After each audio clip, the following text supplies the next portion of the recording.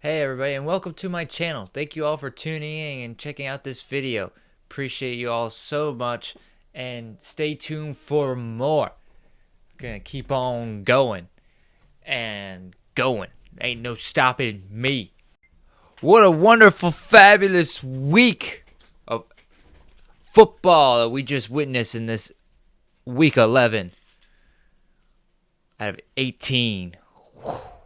It was amazing. I know maybe I'm just speaking as a Lions fan, but we saw a lot of fantastic things over the week for this fabulous game we call football.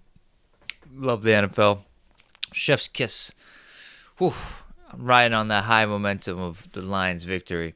Well, let's not get ahead of ourselves. Let's break down. I'm here to break down all the games and top performers for the NFL Week 11 that we just witnessed. And hopefully this helps you to get a sense of what happened if you missed any of the action, and or to look forward for the next week of football, as I will be so antsy for Thursday Night Football, even though it's the Steelers versus Cleveland Browns. It's a division game. Hopefully we get something, maybe, hopefully something a little competitive. We'll see how it goes. But yeah, let's break it down. Thursday Night Football happened so long ago, but it was a great game, a great division game, as Washington was at Philadelphia. Philadelphia won that game 26-18. Saquon Barkley had a fantastic game, 26 rushes, 146 yards, and 2 touchdowns, making the New York Giants regret letting him go, especially after the news we just got with Daniel Jones being benched, as they're trying to avoid giving him that $23 million injury contract, or injury incentive that is in his contract. So basically, Daniel Jones, that was his last snap of football. The Giants should have re-signed Saquon. They made a mistake, for sure. But Trayvon Tracy's looking good. He's developing, but ain't no Saquon Barkley. And then for the Washington side, who would have guessed it? Zach Ertz, 6 for 7 catches, 47 yards, and a touchdown. It was top performers for that week, and I mean, he looked good. And that's the thing, Jane Daniels didn't have the best week, but he played against an elite football team. Finally, the Philadelphia Eagles came to play and won that game. Now moving on to our Sunday slated games, starting with the Green Bay at Chicago, another division game. Green Bay coming out on top, 20-19. It was very close at the end. It was definitely illegal. They should have threw a flag. An illegal move happened on the long snapper on that final kick. Definitely would have been a field goal, and Chicago would have won. Would have caused some more chaos in the NFL playoff picture. But now that Green Bay won, it definitely they're a firm position in their wild card spot. Top performers was Josh Jacobs, 18 rushes, 76 yards, and a touchdown. He had over 100 yards from scrimmage. That was fantastic. It was kind of the running back game. It was very impressive to see. DeAndre Swift with 14 rushes, 71 yards, and a touchdown. And then Rashawn Johnson also had a touchdown. That was nice to see. So it was, it was one of those games. I was rooting for the Bears for the first time. But, when it comes to the Packers, I just want the Bears to not get whoops, like they normally do. Give some competition. This was probably the most competitive game we've seen from the Bears against Green Bay. So that was nice to see, especially after they fired their offensive coordinator. It was a great bounce back. Now moving on to the game that I was super excited about. I wish I was there. That would have been the best game to be for a fan. It was Jacksonville, Detroit. Detroit ended up coming on top 52-6, with the Sun God being 100% on 11 for 11 receptions, 161 yards, and 2 touchdowns. It was a fantastic game. And then Montgomery with 2 touchdowns. It was just rocking. Gibbs had a touchdown.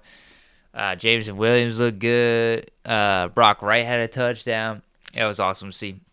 And then for the Jacksonville Jaguars, no touchdown was scored.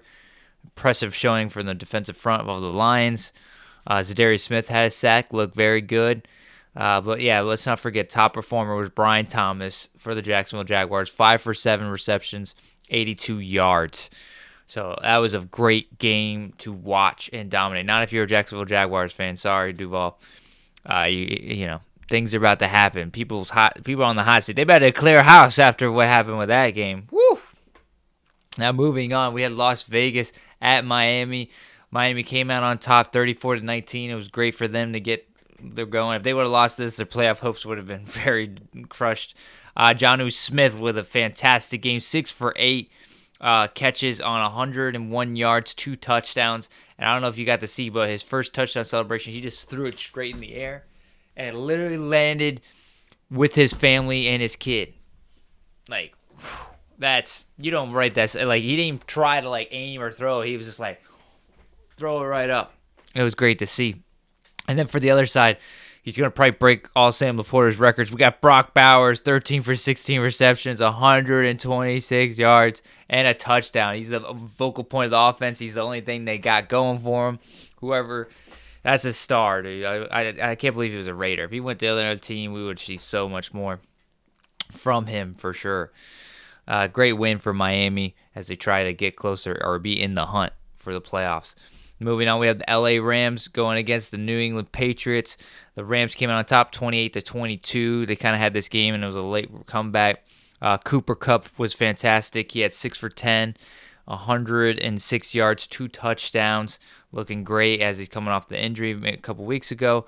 And then for the other side, Kendrick Bourne, he was perfect with 5 for 5 receptions, 70 yards, and a touchdown. Rams back in the hunt.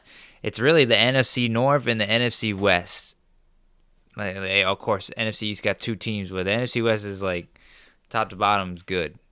You know, and then they're going to be fighting and crawling to the end. So that was a key win for the Rams to get under their belt. Then we're moving on. We have Cleveland at New Orleans. New Orleans smacked them up 35-14. Taysom Hill, 7 rushes, 138 yards, and 3 touchdowns. Whoa. Cheat code on fantasy. Get him on your team. Get him on your team.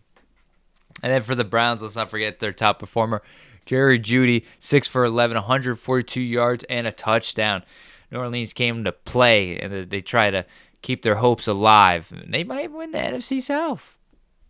They might win. We'll see. We'll see how it goes. Moving on, we had Indianapolis at New York Jets with Anthony Richardson getting the start again. Came out on top 28-27. What a great game. What a great performance. Josh Downs, 100%, 5 for 5, 84 yards, and a touchdown. And then let's not forget the other side, the Jets. Breece Hall, 16 rushes, 78 yards, and 2 touchdowns. The game that you all thought he would be like throughout the whole season. It finally arrived. So impressive play and start for Anthony Richardson. And then the New York Jets, more chaos, more of a dumpster fire. You don't know what's going on over there. Aaron Rodgers, he's going to end his career as a loser for sure. Moving on, we had the game of the week. It seemed like Baltimore taking on the Pittsburgh Steelers. Key division game. Pittsburgh came out on top 18-16. Man, whoo! That was a game. I mean, it's not high scoring, but it was just a defensive playoff.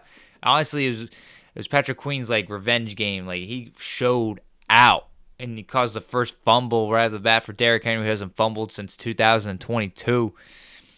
George Pickens, top performer for Pittsburgh, who would have guessed 8 for 12 receptions, 89 yards, no touchdowns, but he was close a couple times. And then on the other hand, Zay Flowers, 2 for 6 receptions, 36 yards, and a touchdown. And he could have honestly had a lot of key catches that he could have racked up on.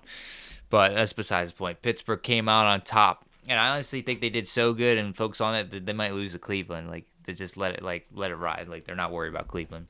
We'll see if they win Cleveland. They have a better playoff positioning. We'll see how it goes. I mean, Mike Tomlin's usually gets some focus. He's an amazing coach and never won Coach of the Year. That's crazy. He probably won't win it this year because Dan Campbell deserves the award.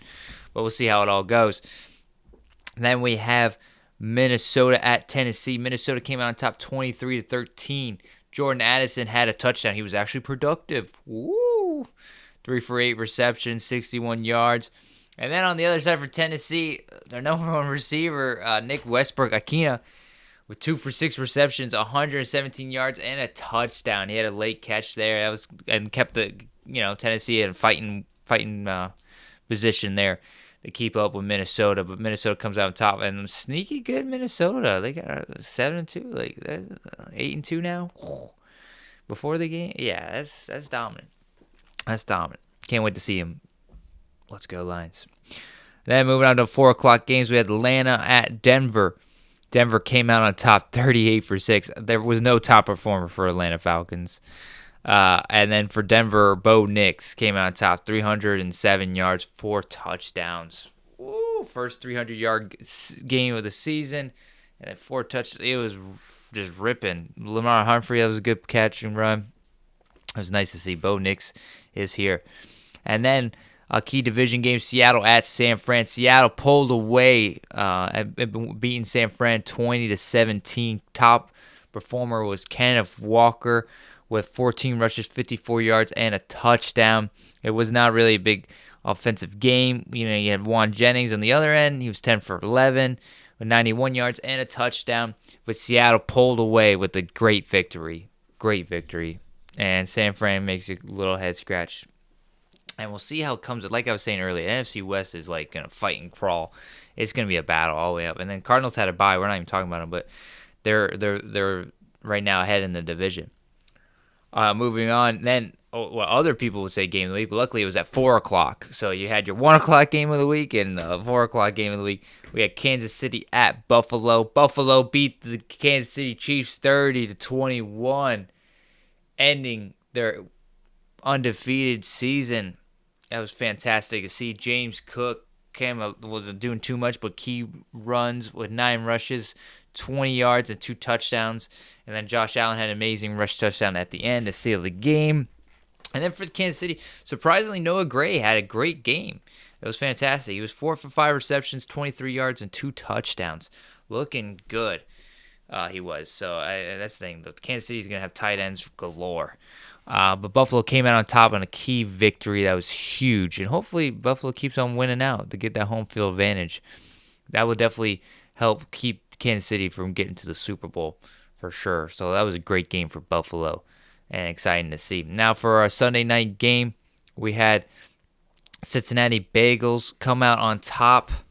Or my bad, not come out on top. Losing to the Chargers 34-27. And that was a key game overall, and excited to see. One sec here. Someone's texting me right now. I don't edit this, as you can tell. So one sec here. I'm not text back. I gotta pop my screen back. Oh man. Technical difficulties.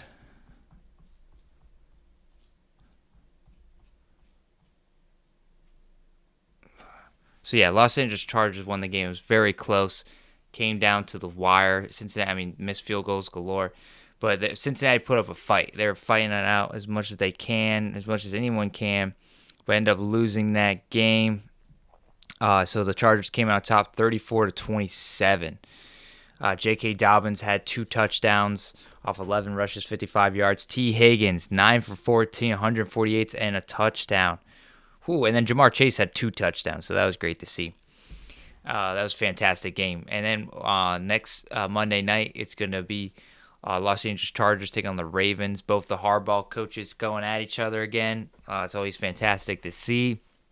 And then moving on for Monday night that just concluded now, as I was popping up on my phone here.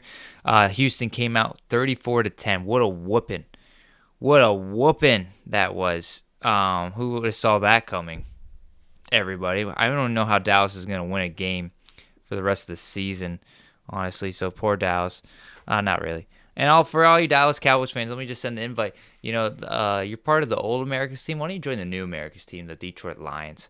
Well, we're always welcoming anybody and everybody. Definitely come on and join us. All right? We'll welcome in open arms.